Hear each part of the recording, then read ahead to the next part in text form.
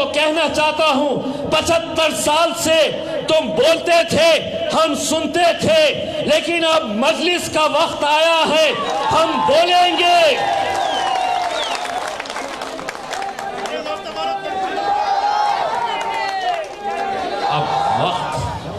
अब वक्त हमारा आया है, अब हम बोलेंगे और तुम्हारे बाप को भी सुनना पड़ेगा, सुनना पड़ेगा तुम्हें। गए वो दौर जब तुम इस कौम को एक रबर स्टैंप समझते थे, कहते थे कि इनका काम ये है कि हम हर 5 साल के बाद इनके पास आएंगे, ऐसी महफिल सजाएंगे। तुम्हारा काम क्या था? तो सिर्फ वोट देने का काम था। लेकिन अब मजलिस आई है और सिर्फ वोट देने का काम नहीं था। जैसे शादी में किसी घोड़ी के ऊपर दूल्हे बैठते हैं, तो हमारा काम उस बारात के अंदर पिछले 75 सालों से घोड़ी उनकी होती थी, दूल्हा वो पहनते थे और हमारे नाचने के लिए हमें बुलाया जाता था। लेकिन अब मजलिस का वक्त आया है, घोड़ी भी हमारी होंगी, दूल्हे भी हम ही बनने वाले हैं। फखरू भाई,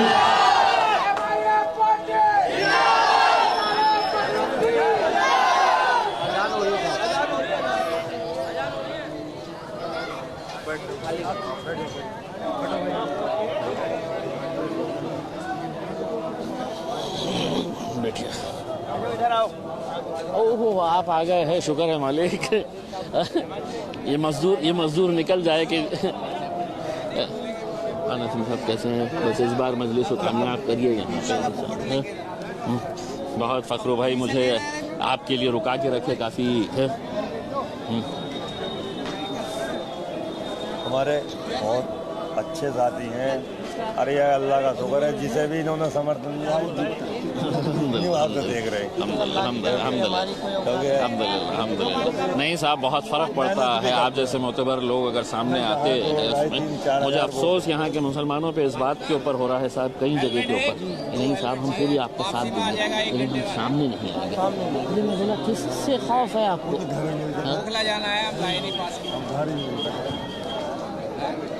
घर पे ही मिल सकते हैं, घर पे मिल जाएंगे।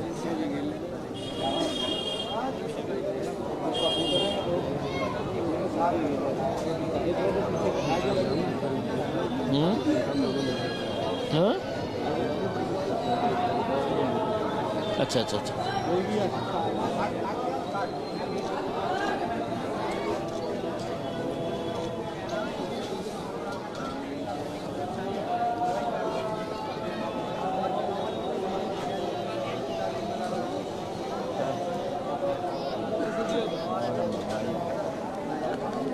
साढ़े 7 बजे जमात होगी। जमात पे बहुत परेशानी होती है मस्जिद में जब आप बोलते हैं तो। नहीं, मैं है तो मैं 15 मिनट में ख़त्म कर दूंगा। हाँ, उसके बाद है तो फिर जमात के टाइम के ऊपर रुका देंगे। ठीक है ना?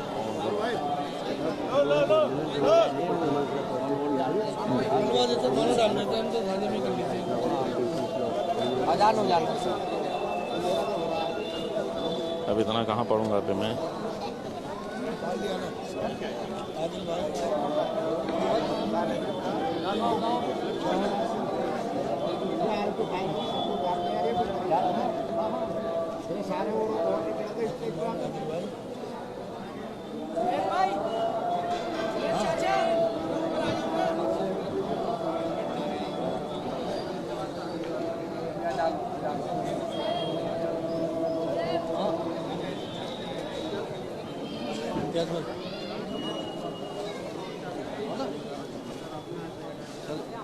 इसका वो है, क्या है? इंजीनियर साहब का शादी है, भाई का वो है। कब है? रात में सर, आज प्रोग्राम के बाद सर डिनर पे चलना है। वही है सर, शाहीन बाग में वही होटल जी। मैं hello mic sound hello sound hello मैं आप तमाम लोगों से ये अपील करना चाहूँगा कि मेरी तकरीर ख़त्म होने के बाद ये जलसा जारी रहेगा। हमारे बीच हमारे बिहार के, हमारे यूथ के और अख्तरुल ईमान साहब जो हमारे सदर हैं, उनके ये समझ लीजिएगा कि उनके राइट और लेफ़्ट हैंड है, और मजलिस के बहुत मजबूत सिपाही है आदिल हसन साहब, वो भी आए हुए हैं, वो आपसे मुखातिब करेंगे। मैं सिर्फ अभी बैठे बैठे नसीम साहब को ये बता रहा था कि मुझे ज़ाती तौर के ऊपर ऐसे लोगों के ऊपर बड़ा फ़ख्र होता है जो मैदान में खुलकर सामने आते हैं, वरना मैंने इसी शहर के अंदर ऐसे कई मुसलमानों को देखा जिन्होंने मुझसे ये कहा कि साहब हम आपका समर्थन पूरी तरह से करेंगे, हम आपका साथ पूरी तरह से देंगे, लेकिन हम सामने नहीं आना चाहते हैं। तो मैं उन लोगों से ये सवाल करता हूँ कि आखिर डर किस बात का है, आखिर खौफ किस बात का है कि तुम चाहते तो हो कि अपना झंडा लहराए, लेकिन सामने आने से डरते हैं। अगर डरना ही है तो सिर्फ अपने रब से डरो, इंसानों से क्या डरना है। और उनके लिए तो मैं यही कहना चाहता हूँ कि मैं आग से लड़ने निकला हूँ, फिर अंगारों से क्या डरना। मैं आग से लड़ने निकला हूँ, फिर अंगारों से क्या डरना। मैं मोमिन हूँ, एक मोमिन को फिर सरकारों से क्या डरना। तो ऐसे लोग जब हमारे स्टेज के ऊपर आते हैं, मैं झुककर ऐसे लोगों को सलाम करता हूँ। और मुझे यकीन है कि नसीम भाई के आने से फ़खरुद्दीन साहब और हमारे अंसारी साहब दोनों की जीत, डॉक्टर अनवर साहब तीनों की जीत और ज़्यादा यकीनी हो जाती है। मैं सिर्फ आपको ये कहना चाहता हूँ मेरे भाइयों, मैं जब यहाँ पर आ रहा था, मैं पिछले 12 दिनों से कितने घंटे सोया मुझे भी नहीं पता है। कैंडिडेट तो सोता ही नहीं है, क्योंकि मैंने 2 इलेक्शन लड़े हैं और मुझे मालूम है कि कैंडिडेट की हालत क्या होती है करके।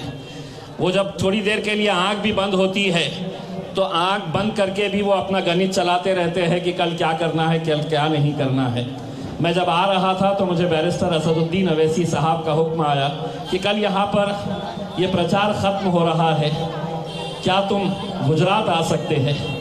मैंने असद साहब को ये नहीं कहा कि नहीं साहब मैं बहुत थक गया हूँ, मैंने फ़ौरन उनसे कहा कि आपका हुक्म सर आँखों के ऊपर, क्योंकि अगर मैं थका हूँ तो मैं ये समझता हूँ कि मैं जो काम कर रहा हूँ वो बैरिस्टर असदुद्दीन अवैसी साहब जो काम कर रहे हैं उसका 10% भी मैं काम नहीं कर रहा हूँ जो मेरे क़ायद कर रहे हैं। और क्या वजह है कि वो इतनी मेहनत कर रहे हैं मेरे भाइयों। आपको लगेगा कि नहीं हम दिल्ली के अंदर कैसे सीटें जीतेंगे, यहाँ पर तो कांग्रेस है, यहाँ पर तो भाजपा है, यहाँ पर तो आम आदमी पार्टी है, हम कैसा जीतेंगे। अगर आपको जीतना कैसा है ये अगर देखना ही है तो बहुत दूर जाने की ज़रूरत नहीं है। और ये तो कितने वोट है आपके उसमें? 51,000 है। कितने हैं असगर अंसारी साहब? ये 51,000, ये 53,000, 19 लाख की कॉन्स्टिट्यूएंसी। अगर इम्तियाज जलील तुम्हारा भाई, तुम्हारा बेटा अगर 4 लाख वोट लेकर लोकसभा पहुंच सकता है तो क्या ये 50,000 वोट लेकर यहां एमसीडी नहीं पहुंच सकते हैं? पहुंच सकते हैं, बशर्ते तुम्हारे अंदर वो जुस्तजू होनी चाहिए। इतने सालों तक अरे गैरों के झंडे उठाए हैं, इस बार तय कर लो। और